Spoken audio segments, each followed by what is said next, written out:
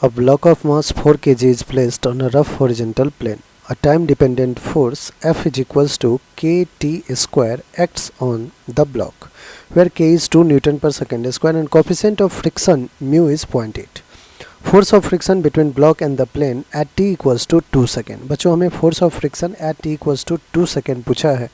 जो हमारा applied force है वो t के साथ वेरी कर रहा है, तो at t equals to 2 second हमें फोर्स पहले फाइंड करना चाहिए. तो फोर्स विल बी k की वैल्यू है 2 इंटू टी, दैट इज़ 2 का स्क्वायर 4 2 जा 8 न्यूटन. अब ध्यान समझिएगा बच्चों, एक ब्लॉक है हमारे पास जिसका मास है 4 kg. ठीक है, इस पे आपने फोर्स लगाया है कितना, 8 न्यूटन का applied force. Coefficient of friction given है सरफेस में, कितना गिवन है कोफिशिएंट ऑफ फ्रिक्शन, 0.8. ठीक है, हमसे पूछा जा रहा है find the force of friction between block and the plate. Force of friction के लिए बच्चों सबसे पहले अगर अपन limiting value of friction calculate करें, लिमिटिंग वैल्यू ऑफ फ्रिक्शन क्या होगा, mu into N. Mu is 0.8 into N क्या होगा, तो नॉर्मल रिएक्शन ऊपर लगाएगा तो मास mg 4 इंटू जी नीचे आएगा.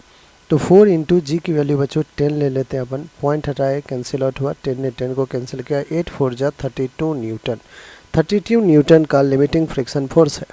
अब limiting friction force is greater than applied force that is 8 Newton, that means block will remain at rest. Block क्या होगा, रेस्ट पे रहेगा.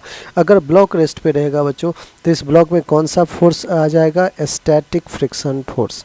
इसमें कौन सा फ्रिक्शन फोर्स एक्ट करेगा, स्टैटिक फ्रिक्शनल फोर्स. और static frictional force self adjusting in nature होता है, तो फ्रिक्शनल फोर्स भी हमारा कितना हो जाएगा, अप्लाइड फोर्स के इक्वल. अप्लाइड फोर्स है 8 न्यूटन, तो फ्रिक्शन फोर्स भी कितना हो जाएगा, 8 न्यूटन. ए हमारा बिल्कुल